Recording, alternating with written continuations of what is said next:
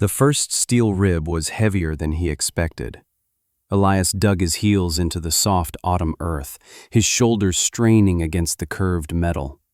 It was 16 feet of galvanized American steel, cold to the touch even through his worn leather gloves, and it wanted only to lie flat.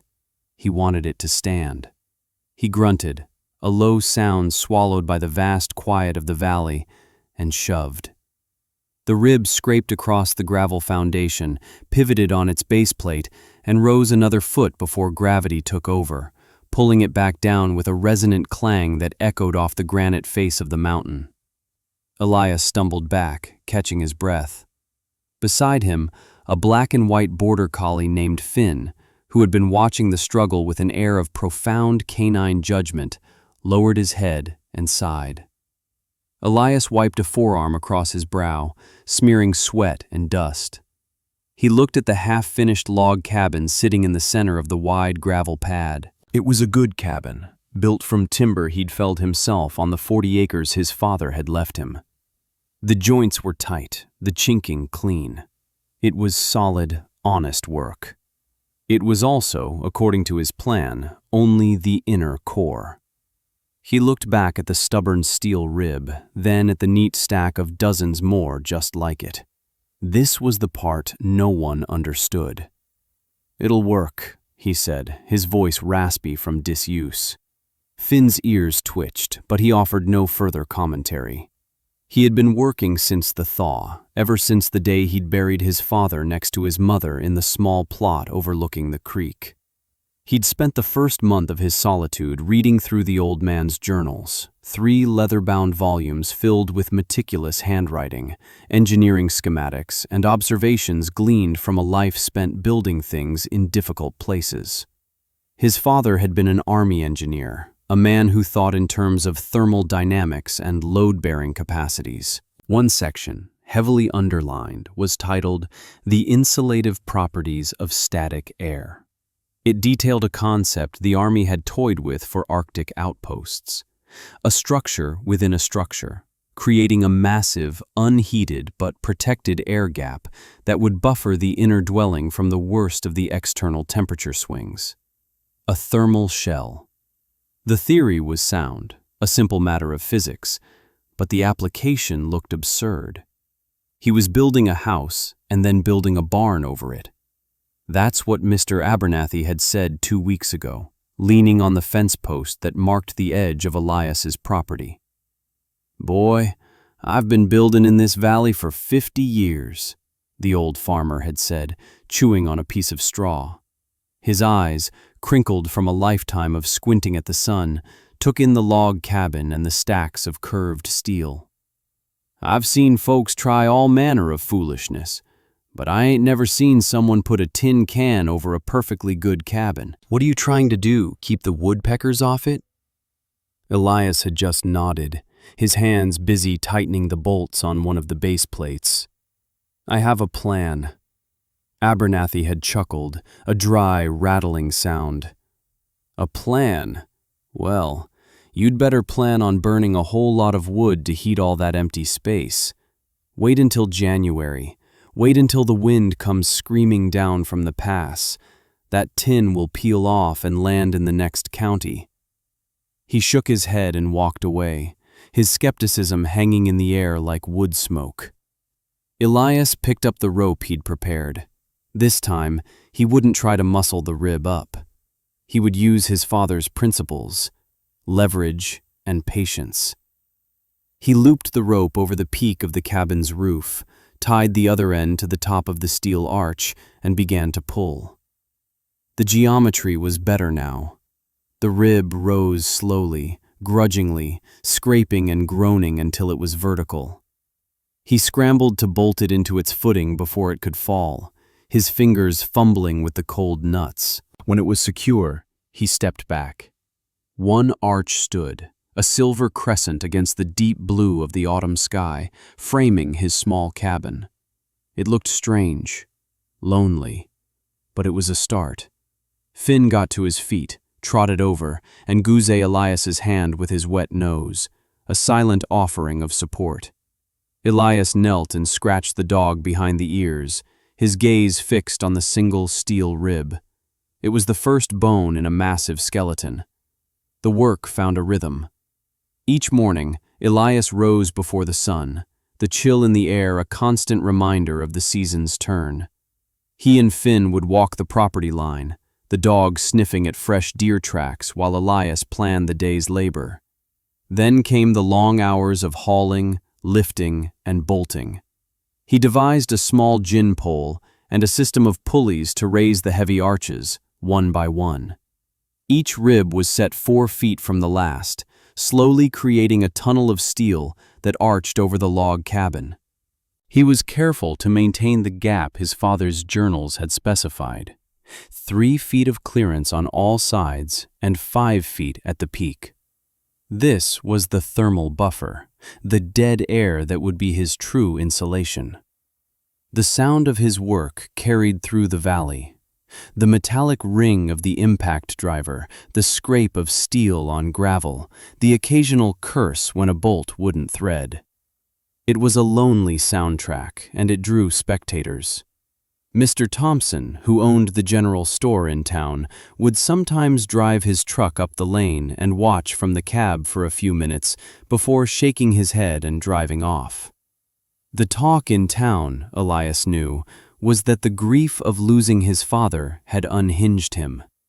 Mrs. Gable, a kind woman whose property bordered his to the south, had brought him a blueberry pie, her expression a mixture of pity and concern. "Elias, dear," she'd said, her hands twisting in her apron. "It's a remarkable thing you're building, but are you sure you'll be warm enough? A structure that big, it looks so cold." "It'll be warm," Elias had replied, accepting the pie. "Thank you, Mrs. Gable." Her concern was genuine, rooted in the hard-won experience of mountain life. Winter here was not a gentle season of picturesque snowfalls. It was an adversary. It broke things. It took lives. Every house in the valley was a fortress against the cold, built low and tight, with massive stone fireplaces and small shuttered windows. Elias's creation, with its cavernous shell, defied every piece of local wisdom. Only one person looked at his work without judgment. Sarah Thompson, the store owner's daughter, had come up one afternoon with a delivery of kerosene he'd ordered. She didn't stay in the truck. She got out, her boots crunching on the gravel, and walked right up to the structure, tilting her head back to take in the sweep of the steel arches. Finn, who was wary of most strangers, trotted up to her and allowed her to stroke his head. "It's like a cathedral," she said, her voice quiet. She wasn't mocking him. Her curiosity was real. Elias found himself speaking more than he had in weeks. "It's a Quonset hut. My father wrote about them." "What's it for?" she asked, her eyes moving from the steel shell to the log cabin nestled inside.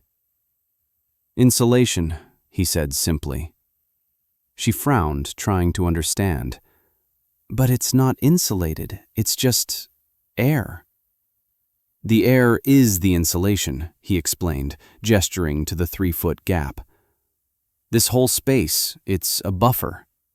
The wind and snow will hit the steel, but the air inside will stay still and calm. It'll cool down, but much slower than the air outside. The cabin only has to fight the chill of the buffered air, not the full force of the winter." She looked at him, her gaze direct. He could see her turning the idea over in her mind, testing its logic. Unlike her father, unlike Mr. Abernathy, she didn't dismiss it out of hand. "My grandfather used to say the most valuable tool a man has is a new idea," she said. "Does it have a name?" Elias thought of his father's journals. He called it a thermal shell.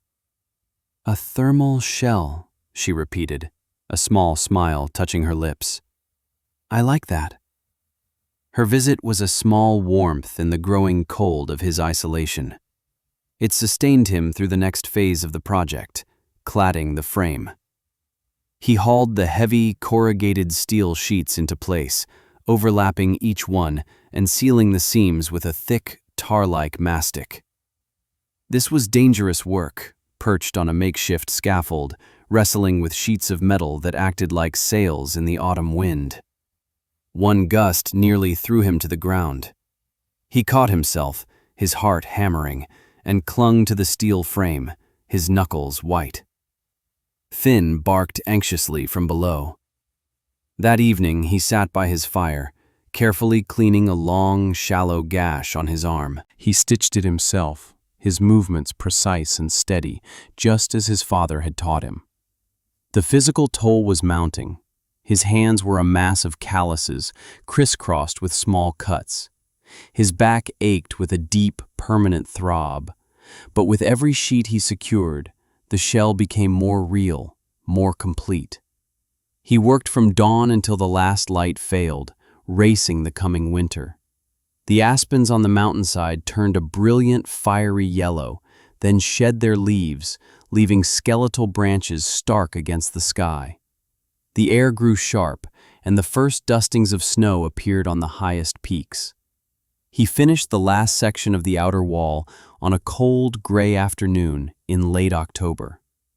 He sealed the two large, barn-style doors at the front and the smaller access door at the back. Then he installed the final piece of the system, a series of passive vents along the roof's peak, designed to be opened in the summer to prevent overheating and sealed tight in the winter. Finally, it was done. He stood with Finn at the edge of the property, looking at what he had built. It was a long, silver half-cylinder of a building, 80 feet long and 40 feet wide, nestled into the landscape. It had no windows.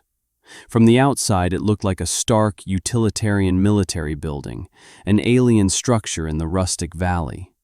It looked, as Mr. Abernathy had said, like a tin can. But inside, protected and unseen, was his home, his sanctuary. The first snow came a week later. It was a gentle fall of thick, wet flakes that clung to the pine branches and softened the hard edges of the world. Elias sat inside his cabin, the wood stove giving off a pleasant, steady heat. He had installed 2 thermometers, one outside the main cabin door but still inside the shell, and one on the exterior of the Quonset itself. By nightfall, the temperature outside the shell had dropped to 20 degrees Fahrenheit. The temperature inside the shell, in the buffer zone, was a mild 45 degrees. His wood stove barely seemed to be working, consuming logs at less than half the rate it normally would have.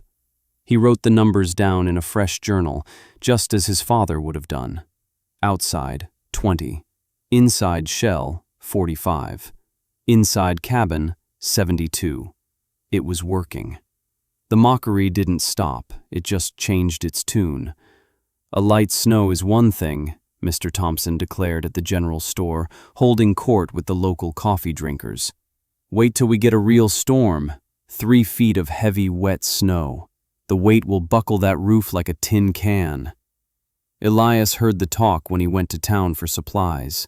He saw the smirks and the pitying looks. He ignored them. He spent his days securing his firewood under a lean-to built against the side of the Quonset, double-checking the seals on the doors and laying in his final provisions. He felt a strange sense of calm. He had done the work. He had trusted his father's knowledge. Now, all he could do was wait. The sky began to change in the second week of December. The usual blue faded to a high, milky white, and a strange stillness settled over the valley. The birds fell silent. Mr. Abernathy, driving past on his tractor, stopped and squinted at the horizon. "Looks like a big one, boy," he yelled over the engine's noise. "Hope you got enough wood to heat that airplane hangar of yours." The storm arrived not with a roar, but with a whisper. A few flakes at first, then a steady, relentless curtain of white that thickened with every passing hour. The wind began to pick up, a low moan that grew into a piercing shriek as it funneled down through the mountain pass. Elias stood for a while in the buffer zone, the space between his cabin and the outer shell. The sound of the storm was terrifying. The wind hammered against the corrugated steel, and he could hear the hiss of the snow scouring its surface. But inside the shell, the air was almost perfectly still. It was cold, yes, but it was a dead, calm cold. There was no wind chill, no driving snow. It was a world away from the blizzard raging just inches from his head. He retreated into the warmth of his cabin, where Finn lay curled on the hearthrug. He added a single log to the fire and watched the flames. For 2 days the storm raged without pause. The snow piled up, burying fences and swallowing roads. The power in the valley went out on the first night, plunging every home into darkness and silence, save for the howl of the wind. Elias's world was small and secure. He had his books, his father's journals, and Finn's quiet company. The temperature inside the shell held steady, dropping slowly from the 40s into the low 30s, but never approaching the brutal sub-zero temperatures outside. His cabin remained a comfortable 70 degrees. He used so little firewood that he felt a pang of guilt. On the morning of the 3rd day, the wind finally died down. The silence that followed was profound. Elias opened the cabin door and stepped into the buffer zone. The air was cold, but breathable. The thermometer read 34 degrees. He unbolted the small access door at the back of the Quonset and pushed. It wouldn't budge. He pushed harder, putting his shoulder into it. It gave way with a groan, revealing a solid wall of white. The snow was packed right up to the roofline, a drift more than 15 feet deep. He was completely buried. He was digging his way out, clearing a narrow tunnel, when he heard a faint shouting. He paused, listening. It came again, a desperate cry for help. He grabbed a shovel and began to dig faster, Finn whining with anxiety behind him. It took him nearly an hour to break through to the surface. The world he emerged into was unrecognizable. It was a landscape of pure white, sculpted by the wind into massive drifts and dunes. The sun was blinding on the snow.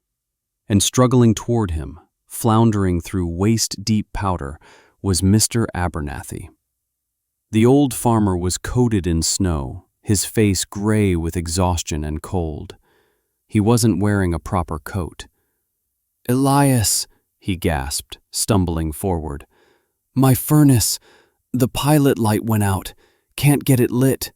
My wife, Martha, she's not doing well. We're freezing. We've been burning furniture." Elias didn't hesitate. "Bring her here," he said. "Follow my tracks back." He helped Abernathy back to his house, a journey that took an agonizingly long time. The old farmhouse was dangerously cold, the air thick with the smell of scorched varnish. Martha Abernathy was huddled under a pile of blankets, her breathing shallow. Together, they half carried, half dragged her back to Elias's home. When they entered the Quonset hut, Abernathy stopped dead. He stared, his mouth agape. The fury of the storm was completely absent here. The air was still. He touched the log wall of the inner cabin. It was warm. Elias opened the cabin door and a wave of cozy 70-degree air washed over them. Martha let out a small sob of relief. I don't understand," Abernathy stammered, his eyes wide with disbelief as Elias settled Martha into a chair by the stove. "It's the shell," Elias said. "It holds the heat." "My God, boy," Abernathy whispered, looking around the vast, calm space. He looked at Elias, his old, cynical eyes now filled with a dawning comprehension. "My God, you were right." By midday, others had started to arrive. The Gables made it over, their own propane tank buried and inaccessible.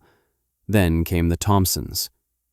Mr. Thompson's big new house had frozen pipes, and his generator had failed. He arrived carrying his wife's elderly mother, his face a mask of desperation. He saw Abernathy sitting by the fire, and his expression hardened for a moment, then crumbled. He didn't say a word to Elias, just carried his mother-in-law inside and accepted a cup of hot coffee. Sarah was with them. She met Elias's eyes, and her look was full of a profound, unspoken gratitude. By nightfall, there were 17 people sheltered in Elias's home. The log cabin was crowded, but no one complained. They huddled together, sharing stories of burst pipes and dwindling firewood. The buffer zone of the Quonset became a temporary storage area for what few supplies people had managed to bring, and a safe place for their animals. The massive structure, once an object of ridicule, was now an ark. Elias moved among them, a quiet, reassuring presence. He checked on Martha Abernathy, brewed coffee, and rationed out his food. He said little, but his calm was infectious. In the evening, Mr. Thompson found him in the buffer zone, checking the external thermometer. The temperature outside had plunged to 20 below zero. Inside the shell, it was still 33 degrees, a difference of 53 degrees, created by nothing more than trapped air and a steel skin. Thompson stood beside him in the still, cold air, the sounds of his sheltered family muffled by the log walls of the cabin. He was a proud man, not accustomed to being wrong or asking for help. "My daughter Sarah," he began, his voice rough. "She told me you had a new idea. I told her you were a fool kid who didn't know the first thing about a mountain winter." He cleared his throat. "I've never been so glad to be wrong in my entire life. What you did here, you saved us, my family, all of us. Thank you." Elias just nodded. "I'm glad you're safe." They remained sheltered for 4 more days before the county plows finally broke through. As people prepared to leave, to go and assess the damage to their own homes, the atmosphere was one of quiet respect. Mr. Abernathy, his wife now warm and recovering, walked up to Elias and put a gnarled hand on his shoulder. "I mocked you, boy," he said, his voice thick with emotion. "I was an ignorant old fool. What you've built here, this is the smartest thing I've ever seen. I'm sorry." "It's all right," Elias said. "No, it's not," Abernathy insisted. "Wisdom ain't about being old. It's about being right when it counts. You were right." In the weeks that followed, the valley began to thaw and recover. The story of Elias's ark spread. The structure that had been a joke became a legend. People no longer saw a tin can wrapped around a cabin. They saw a brilliant innovation, a fortress of quiet genius. Men who had laughed at him now came to him seeking advice. They brought tape measures and notebooks, asking about the air gap, the ventilation, the gauge of the steel. Elias, uncomfortable as the center of attention, shared his father's journals freely. He explained the principles of the thermal shell, the importance of the seals, the way the snow itself became an added layer of insulation against the wind. He never boasted. He just answered their questions with short, declarative sentences. That spring, the first new Quonset shell went up over the Abernathy's farmhouse. Elias was there to help, showing the old farmer how to rig the pulleys and set the ribs. Mr. Thompson financed a community order for steel, getting a bulk discount for a dozen families who wanted to retrofit their homes. Sarah was a constant presence, bringing supplies, helping with the paperwork, and spending long hours talking with Elias as they worked. A quiet understanding grew between them, as solid and dependable as the structures they were building. The valley changed. The silver-roofed buildings became a common sight, symbols of a new kind of wisdom, one that blended old knowledge with new ideas. The winters that followed were still harsh, but they were no longer as feared. Fuel costs plummeted. Homes were safer, warmer. The community, forged together by the Great Blizzard, became more resilient, more collaborative. Years passed. Elias and Sarah married in a simple ceremony on the land, beside the structure that had brought them together. They raised 2 children in the log cabin, who grew up playing in the vast, sheltered space of the buffer zone on rainy days. The Quonset hut, once a stark silver, weathered to a soft pewter gray, blending into the landscape. Finn grew old. His muzzle turned gray. His steps became slower. He spent most of his days sleeping on the warm hearth rug, his loyal presence a constant comfort. One autumn morning, 17 years after the Great Blizzard, he didn't wake up.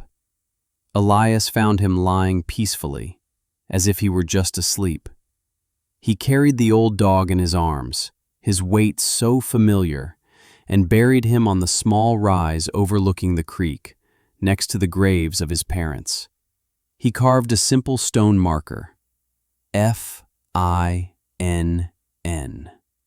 A good dog. Sarah stood beside him, her hand on his back, sharing the quiet grief. Elias himself aged. His dark hair turned the color of his weathered steel shell. His hands, though still strong, were mapped with the scars of a lifetime of hard work. He became the valley's elder, a man of few words but deep knowledge. People still came to him for advice, not just about building, but about life. He taught them what his father had taught him, and what the valley had taught him in return. That patience, preparation, and a willingness to see the world differently were the most valuable tools a person could possess. He spoke of the power of a quiet space, a buffer against the storms outside. When he was 82 years old, he passed away in his sleep, in the same log cabin he had built with his own hands so many decades before. The entire valley turned out for his funeral. They buried him on the rise, next to Sarah, who had passed 3 years prior, and next to his parents, and just a few feet from his faithful dog. Mr. Abernathy's grandson, a young builder himself, carved the epitaph on Elias's gravestone. It didn't mention his innovations or his fame. It simply read, "Elias Hale. He built a warm home." Decades later, long after the faces and names of the skeptics and survivors had faded into memory, the structure still stands. The log cabin within remains sound, and the great Quonset shell, a soft, dull gray, continues to shield it from the wind and the snow. Hikers on the mountain pass sometimes spot it, a strange, long building nestled in the trees, and wonder at its purpose. They can't know the story of the quiet man who built it, or the community he saved. They only see the thing itself, a shelter, a testament to a new idea, to the quiet strength of a man who listened to the wisdom of the past and dared to build a different future. It stands against the winter, a silent, enduring legacy, the air within it still, calm and waiting. It was his home.